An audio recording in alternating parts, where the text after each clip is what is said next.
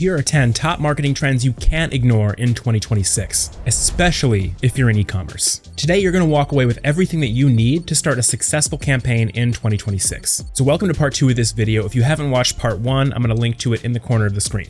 Now let's get right into it. If you want to leverage AI to make more money in your brand in 2026, here's how to do it. To put it simply, you're going to want to integrate AI into processes specifically tied to revenue. So let me break this down so you can fully understand how to take advantage of this opportunity. First of all, it's important to understand that just because a lot of people are using AI, it doesn't mean that a lot of people have strategies to actually leverage it and increase their revenue. Yes, about 90% of marketers are using generative AI, but only about 38% of companies have AI policies, and only 25% said their marketing team has an AI roadmap strategy. So basically, you're ahead of 75% of other competitors and companies out there if you just implement these strategies. And what that looks like at a high level is using AI to create new creative copy, create new offers, and personalize your marketing to the individual customer, as well as, of course, offering AI customer support. So let's talk about how to put this in play. First is creative. Now, once you've got a couple of sample scripts written, you can use AI to write variations of those scripts to target different audiences. Now, don't let AI do all the writing. You do still need to take care of the first and final drafts yourself. Second is personalized marketing. Let's say that you've got 10 products that you're selling in the travel space, and you've got different customer personas: digital nomads, families that travel once a year, and people who travel for work. You can see that in the reviews, dads are telling you about how helpful your product was for a family road trip.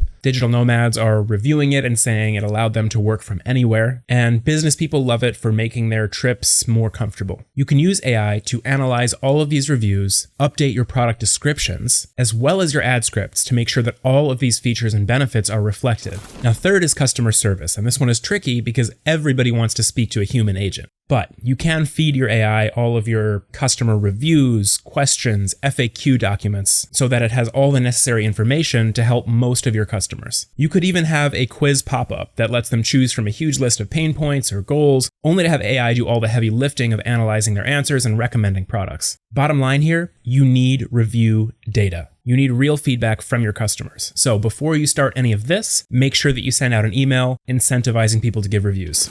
Now, one of the biggest revenue drivers for online brands is email marketing, and there are some big changes coming in 2026. Now, this year, you don't need to be the best copywriter around. That's not what sets you apart. What will help is really focusing on audience segmentation, automation. Now, keep in mind, email is not getting less important, it's just changing. 35% of companies still see $10 to $36 return per $1 spent. So to expand your strategy and get more customers to give more money, here's what you should test out. First, give this flow a try. Welcome to quiz or intent, to first purchase, to replenishment, to review, and then win back. Second, and this one is going to be tough to hear for most of you, but do not offer discounts unless you absolutely have to for your margins. Otherwise, push bundles, social proof, and guarantees. Social proof being the most important. Now, if you want me to dive deeper into email marketing trends for 2026, just comment email marketing below and I'll work on a video just diving deep into that topic.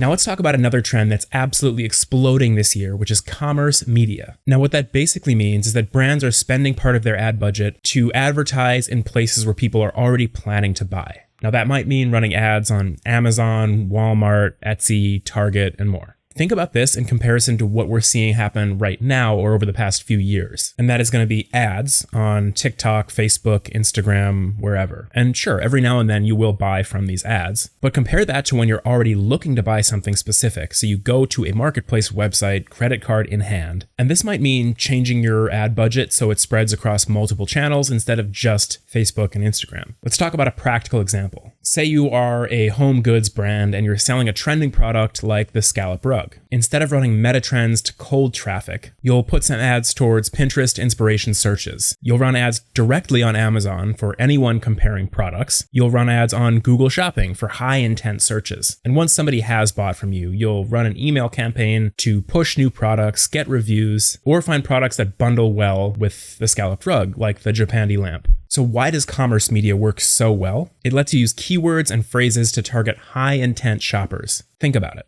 You're a runner and you're scrolling through Instagram. Maybe you see an ad for a great pair of running shoes, but you already love your own pair. You're not looking for new running shoes, so you keep scrolling. Now imagine that same person is now opening up TikTok and searching for black, high-waisted workout leggings. Do you think on TikTok they're more or less likely to make a purchase than what they just saw on Facebook? Obviously, yes. If your organic content is hyper-specific and starts to get traction, then you know what phrases and keywords you need to use in your paid ads to actually get sales. So that's another tip here, is make sure that you are cranking out as much organic content as you can using these long tail keywords. The other huge benefit here of focusing on commerce media is you get incredible attribution. I mean, just think about it. You've got these billion-dollar platforms focused on online shopping. Imagine how much more in terms of analytics, ROI, you're going to get compared to an influencer marketing campaign that you set up yourself. And this also means that you're not at the whim of just one algorithm. Say that you're selling on Meta, and at some point the algorithm changes. Now, you don't know if you're selling less because people are not interested in your product anymore, or perhaps there's a competitor outselling you, or it's just the algorithm change. But either way, all of your eggs are in one basket. If you're also advertising on Google, Amazon, Walmart, through your email list, you're way less likely to lose a bunch of revenue out of nowhere and be blindsided.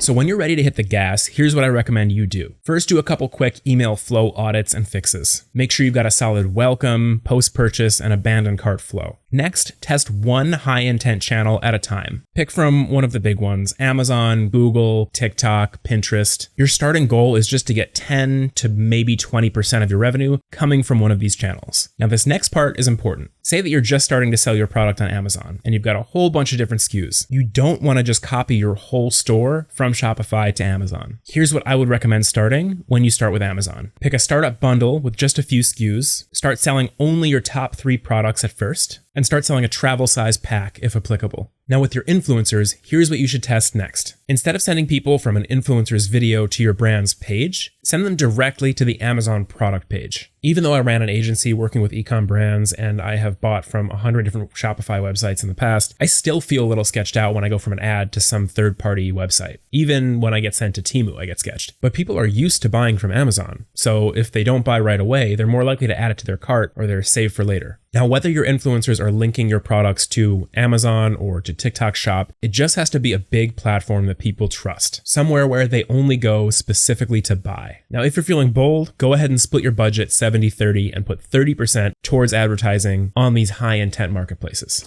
Now, that's all for right now, but I've got a lot more marketing trends and topics to go through, so make sure you hit subscribe if you haven't already. And if you want me to dive deeper into any specific niche or marketing strategy for 2026, we'll do a full analysis and make a video just for you. Thank you for watching, and I'll see you in the next video.